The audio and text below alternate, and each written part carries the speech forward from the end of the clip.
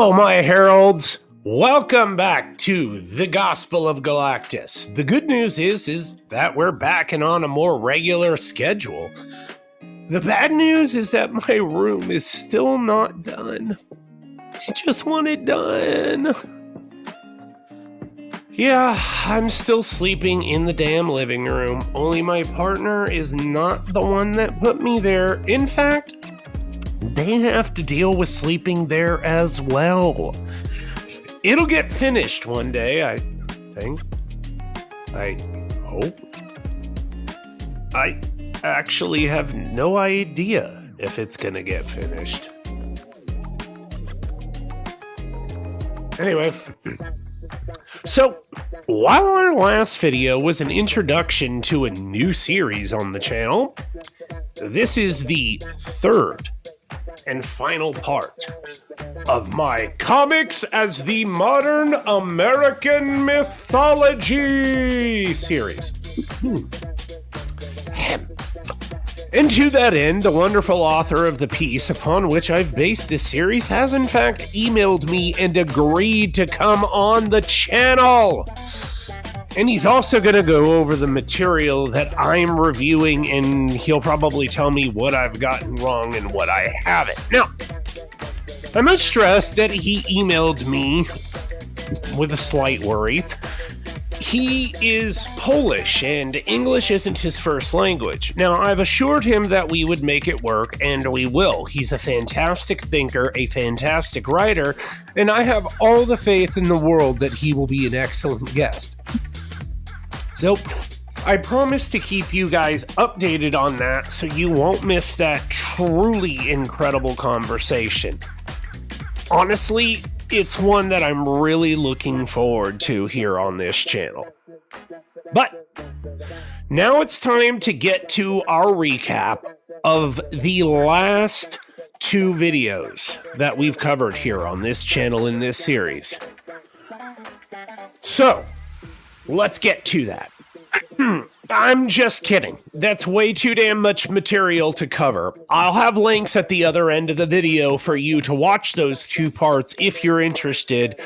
But I will do a small recap of where we ended in the last video, just because I'm a kind guy.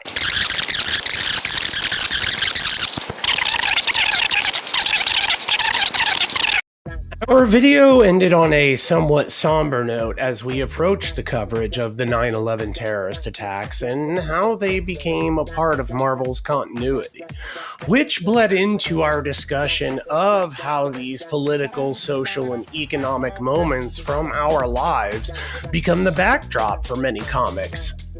This brings American society into direct conflict with the American myth, and many comics dealt with that conflict and how prevalent it was within our society. I'll restate this quote from Dr. Christopher Wood, an archaeologist, art historian, and guy who hasn't answered my email yet at Baylor University in Waco, Texas. I grabbed this quote from his beautifully written and powerfully stated book about the importance of comics and how current characters have deep roots in ancient mythology. His book is called Heroes, Masked, and Mythic, Echoes of an Ancient Archetypes in Comic Book Characters. It's a must-read for anyone who wants to understand this topic beyond my videos and the supplemental references I provide. Quote, "The term myth, as we commonly think of it today, was borrowed by English speakers in the early 19th century to refer to a series of etiological stories involving supernatural forces or beings that reinforce a religious ritual or belief. In essence, Homer's heroes were the ancient equivalent of the modern comic book hero.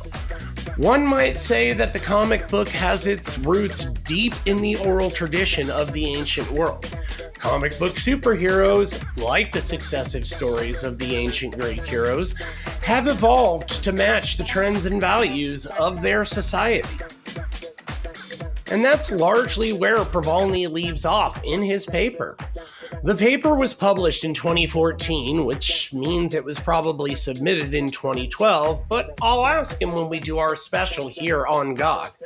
Provolny brings up the Snowden controversy of 2005 without mentioning him by name, and talks about the Patriot Act as well as the Terrorist Surveillance Program, or TSP, while keenly connecting these things to Marvel's Secret Invasion, Secret War, Dark Reign, and the Superhuman Registration Act of Civil War, while briefly mentioning how DC's The New 52 led to Marvel Now, both of which saw significant rewrites of character origin, history, and beliefs. Marvel Now also led to some new characters specifically focused on reaching an absolutely massive but untapped minority. Now, I put it in quotes because Muslims are 24% of our world, and a body of humans that size going unrecognized in comics is absurd. It should have happened much sooner, frankly. Kamala Khan, is one such example, and while Provolny was unable to see the impact of these new characters, something we'll address in a second, social media has provided us with a fantastic look at the impact when Miss Marvel dedicated an entire episode of her show to the partition of India.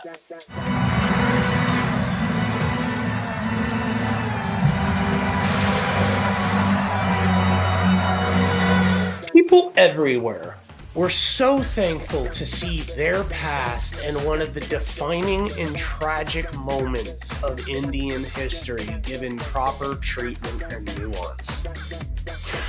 We saw the values and trends of their society being used as content for the character biography of a superhero, just as Wood mentioned. Provolny ended his article with a bang. It was a call to the next person to see the value and importance of this content and to analyze these newly written characters through the lens of our societal beliefs and values. Do the current cultural debates and subjects find themselves explored through our heroes' adventures? Well, if they do, then they've met their expectations as mythological beings, fulfilling their historical purpose and providing a mythological foundation for a new society. Here is Provolny's final thought and that call to the next researcher. It is difficult to wholly evaluate the new initiatives because of how short they have lasted so far. As any other, this change needs time to discover its unique style, gain the recognition among readers, and become a part of the American mythology. He's just extremely unlucky it was me who picked up the call. He would have been better off with a busy signal or a prank call. Hey, is your refrigerator running? Yes, it is. Are your doors unlocked? What? Why? Seriously.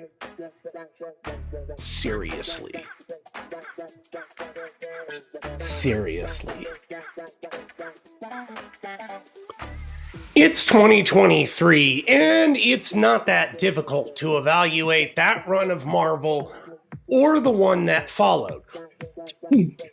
Marvel fans are actually 2 resets removed from Marvel now, and plenty has been written about it, both good and bad. Most of the good has been carried over to the new universes, and the bad has been yeeted out into the non-void or something. That said, examining current comics through a societal lens still yields copious amounts of fruit. Even something like House of X Powers of 10 explored not just the idea of machine intelligence, but the idea that humans will inevitably use these tools to oppress. Even if these ideas were worked on, discovered, or presented to humans by the X-Men, they were still going to be used on them to oppress them. We could get into individual series like Mighty Thor, which completely changed the gender of Thor and gave fans an entirely different story to consume. It remains one of my favorite runs, and it's up there with Jason Aaron's run with Malekith featuring as the ultimate foe. That series kicked so much ass that they had to import colon from other countries just to meet the demand. There have been numerous examples of current events serving as the backdrop or storyline for major characters, but one stands above the rest. Oh yes, it's time to go there. It's time for punishment. This is not vengeance. Revenge is not a valid motive, it's an emotional response. No, not vengeance. Punishment. There was a visceral reaction by Marvel to the Punisher's origin and his logo in 2023. Marvel finally had enough of the Chad's role-playing special operator while wearing the Punisher logo, and then rubbing their two remaining brain cells together, arguing over why films like Barbie are hate speech against their superior male mind. They not only changed his origin by having his wife ask for a divorce right before she's gunned down, they completely changed the famous skull vest to something new and different.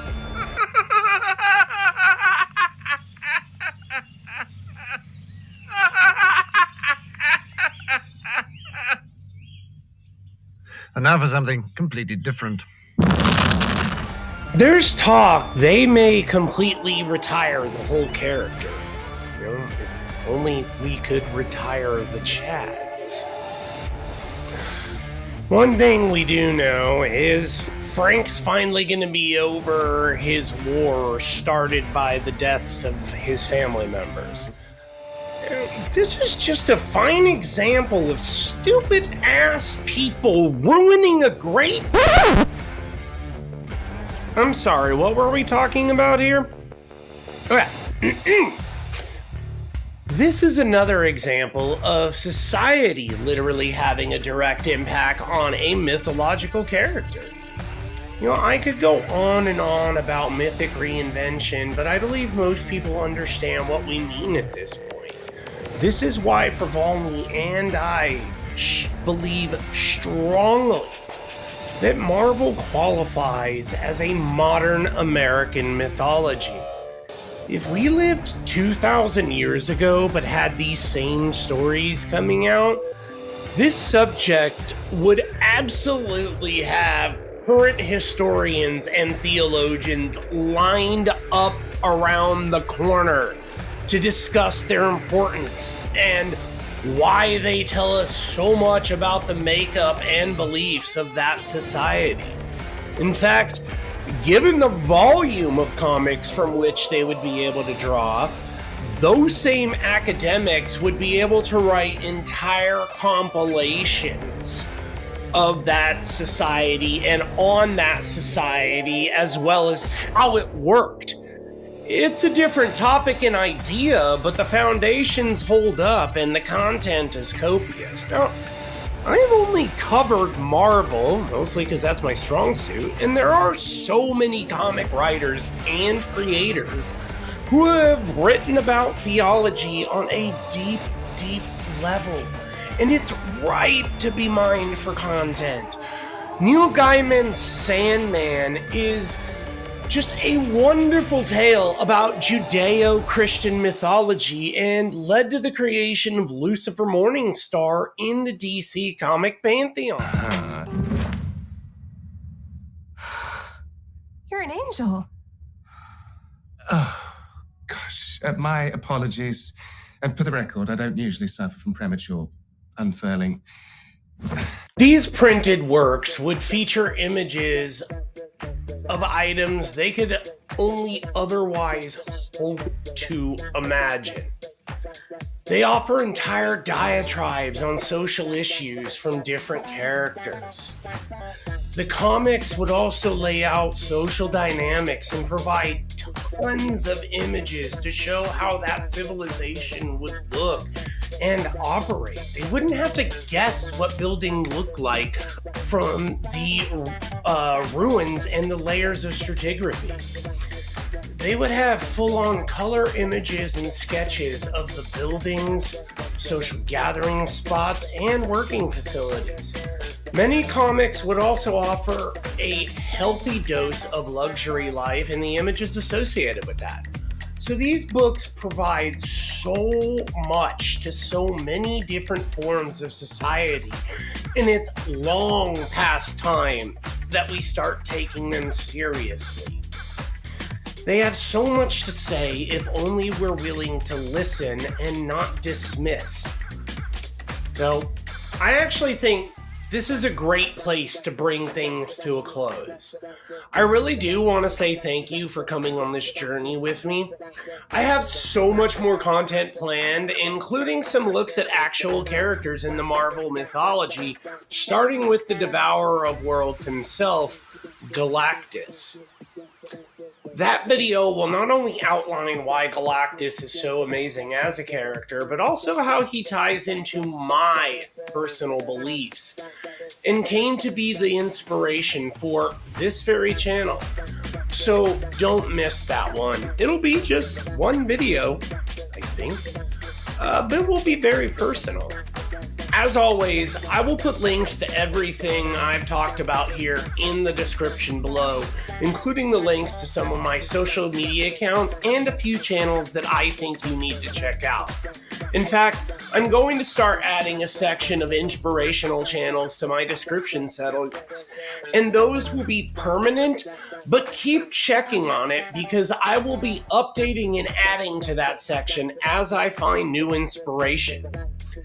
This is just a way for me to give back to those creators who have given so much to me, whether that's their time, energy, or even just the things they had to say that impacted my life on a truly deep level. I'm also working on more ways to provide more content to you, Heralds. If any of you have ideas or specific things that you want to see me talk about, you're as much a part of this channel as me. I want to make sure that you're seeing the content you want to see, and creating a conversation about that seems to be the best way to make it happen. Please use the comments section or my email. It's listed in the description and on my account page. My name is Kane. You're watching Gospel of Galactus. I'm reminding you to stay hungry for knowledge, and also, if you haven't gotten to where you're going yet in life, chances are you're probably not there yet, man. Alright guys, thanks for watching.